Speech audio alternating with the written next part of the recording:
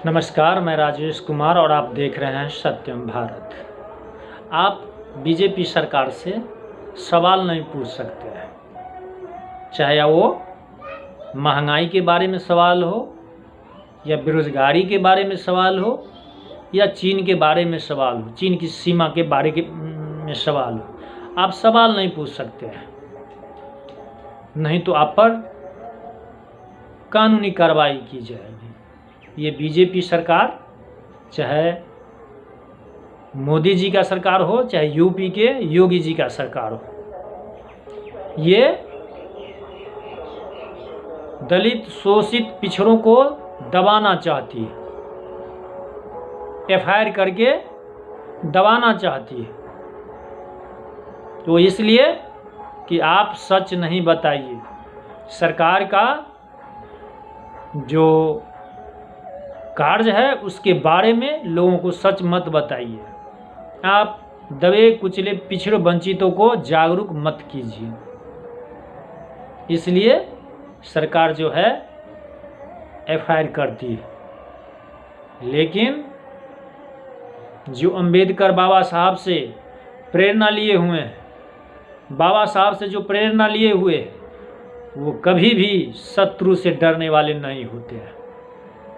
वो सरकार के व्यवस्था के खिलाफ सरकार गलत कर रही है तो उसके खिलाफ आवाज़ उठाएगी, चाहे ट्विटर के माध्यम से हो, चाहे फेसबुक के माध्यम से हो, चाहे व्हाट्सएप के माध्यम से हो। लोग लिखते रहेंगे, पोस्ट करते रहेंगे।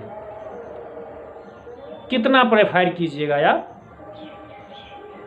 कर दो। लेकिन बहुजन अब जग चुके हैं, ये डरने वाले नहीं हैं। जब भी सरकार से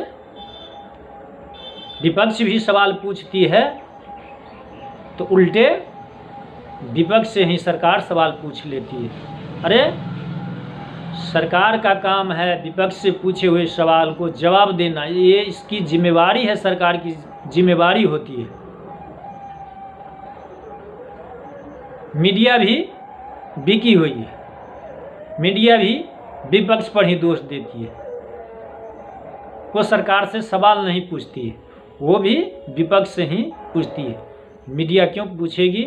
मीडिया भी तो बिकी हुई है। अरे भैया, तो बीजेपी वालों, ये विपक्ष कब तक जिम्मेवार रहेगा? और तुम्हारी जिम्मेवारी, बीजेपी की जिम्मेवारी कब शुरू होगी, ये सीमा तय करो। एक आईएएस रिटायर्ड सूर्य प्रताप सिंह हैं, वो सरकार के खिलाफ, योगी के खिलाफ जब ट्वीट किए या कुछ लिखे, पोस्ट किए, तो उनका पेंशन बंद कर दिया गया। जब उस पर भी उन्होंने नहीं झुके तो उन पर एफआईआर करवा दी गई। मैं उनका एक वीडियो दिखलाता हूँ। मैं सेवानिवृत्त आईएएस अधिकारी सूर्य प्रताप सिंह बोल रहा हूँ। आज मैं ये पूछना चाहता हूँ इस देश के कर्णधारों से, सीएम योगी जी से, पीएम मोदी जी से ये पूछना चाहता हूं कि क्या कोई सवाल पूछना, नीतियों का विरोध करना देशद्रोह है? क्या मेरी पेंशन आपने रोक दी? कोई बात नहीं, लेकिन ऐसे ही तमाम पेंशन धारक जो रिटायर्ड सैनिक होंगे, शिक्षक होंगे, इंजीनियर्स होंगे, तमाम सिविल सेवा के कर्मचारी अधिकारी होंगे, क्या उनका ये हक नहीं है कि वो सरकार से सवाल पूछे? क्या सवाल पूछना देशद्रोह हो गया? क्या पूरी भाजपा से या सत्ता से सवाल पूछना देशद्रोह है आज के जमाने में?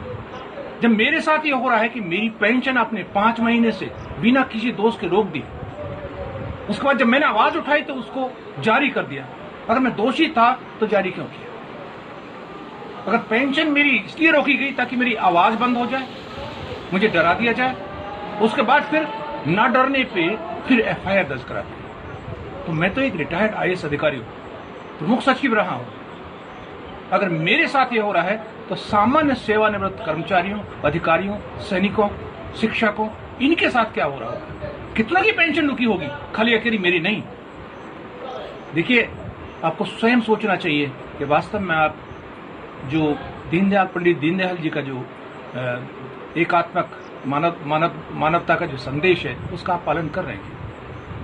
जो अटल बिहारी वाजपेयी जी ने कहा था हाउस में कि निंदक नियरे राखिए, क्या उनका पालन आप कर रहे हैं या आप धौंस जबरदस्ती करके अपनी बात को मनवाना चाहते हैं, जो विरोध है उसको कुचलना चाहते हैं?